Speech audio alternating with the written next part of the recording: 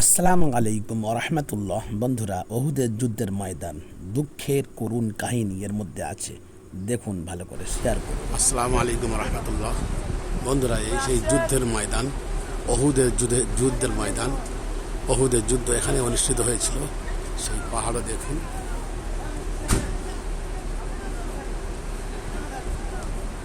সেই পাহাড় 50 জন তীরন্দাজ সাহাবী ছিলেন।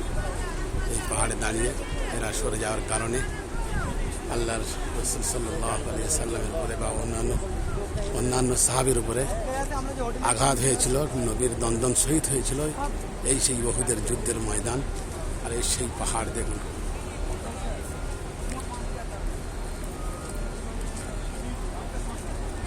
প্রত্যেকেই দেখুন আর শেয়ার করুন। করুণ কাহিনী লুকিয়ে আছে এর মধ্যে। হানজালা রাদিয়াল্লাহু তাআলা আনহু শহীদ হয়েছিলেন এই যুদ্ধের ময়দানে, এখানে এই ওহুদ পাহাড়ের কাছে।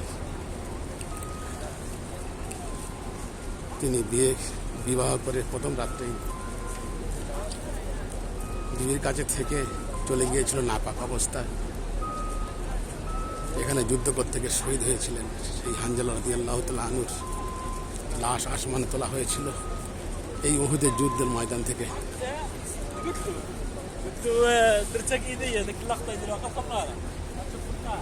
এই সেই ওহুদ পাহাড় দেখুন বন্ধুরা।